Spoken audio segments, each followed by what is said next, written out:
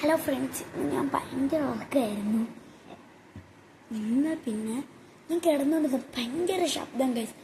നമ്മൾ വീട്ടൊക്കെ നോക്കിയിട്ടും വീട്ടിലൊന്നുമില്ല. പിന്നെ ഞാൻ വീണ്ടും കിടന്നു, വീണ്ടും കിലീലാന്നങ്ങ് ശബ്ദം. പിന്നെ ഞങ്ങൾ അമ്മ ലൈറ്റിടമ്മ. പിന്നെ ഗൈസ് ഞങ്ങൾ നോക്കിയിട്ട് ഒന്നും കണ്ടെത്താൻ സാധിച്ചില്ല. ജയ കട്ടലിൻ്റെ ഏഴിലൊക്കെ നോക്കി, എനിക്കറിയത്തില്ല, വീഡിയോ എടുക്കുക.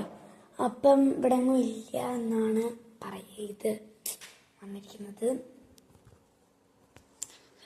കിളിയുടെ ശബ്ദങ്ങളൊക്കെയാണ് നമുക്ക് കേൾക്കുമ്പം തോന്നുക, പക്ഷെ കിളിയുടെ ശബ്ദം അല്ല കേട്ടോ. ആ ഇറങ്ങിൻ്റെ ഏരിയയിലെ കിളിയുണ്ടോ?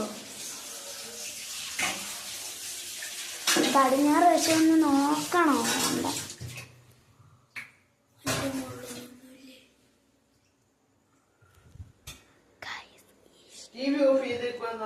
ആന്ന് ഈ ഷേഡിന്റെ മണ്ടയിൽ എന്തെങ്കിലും ഉണ്ടോന്ന് സംശയമാണ് ഗൈസ്. ഈ ഷേഡിന്റെ മണ്ടയിൽ എന്തെങ്കിലും ഉണ്ടോന്നും വലിയ സംശയമാണ്. അമ്മ ഭയങ്കര ഉറക്കം. ഞാൻ എന്തായാലും അവിടെ കിടന്ന് ഞാൻ എല്ലാ മുറിയിലും ലൈറ്റ് ഇട്ട് പെട്ടെന്ന് അങ്ങ് എഴുന്നേറ്റു.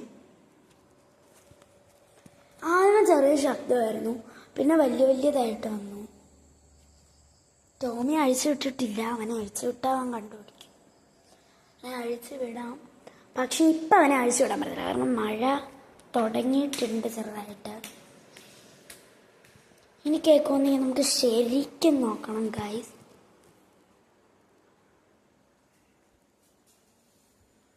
ഈ തുണിയൊക്കെ എവിടെ കിടന്നെയാണോ എന്തോ.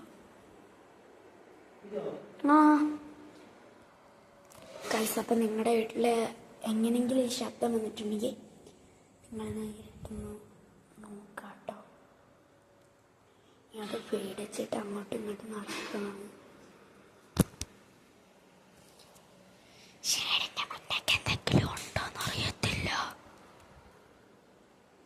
കട്ടിലിൻ്റെ ഇടയിലങ്ങ് ഒന്നൊഴിക്കാന്നാണ് അവർ പറയണത്, എനിക്കറിയില്ല. നമ്മളിങ്ങനെ നടക്കുകയാണ്. ഞാൻ ഇവിടെ കിട്ടുന്ന ഞാനാണ് ഗൈസ്. ആ ആദ്യത്തെ ഒറ്റ ശബ്ദത്തോടെ ഞാൻ എഴുന്നേറ്റു. പിന്നെ ഞാൻ ഇങ്ങനെ വെറുതെ ഇങ്ങനെ ഇരുന്നപ്പോൾ വീണ്ടും ആ ശബ്ദം എന്നെ നേരിട്ട് വരികയാണ്. വേണ്ടിയിട്ടില്ല, കുറച്ച് നേരത്തെ ഇത് വന്നുകൊണ്ടിരുന്നപ്പോഴത്തേക്കും ഞാൻ ഇവരോട് പറഞ്ഞു. ഞാനും വരണോ ഗൈസ്? അപ്പം പറഞ്ഞത് നമുക്ക്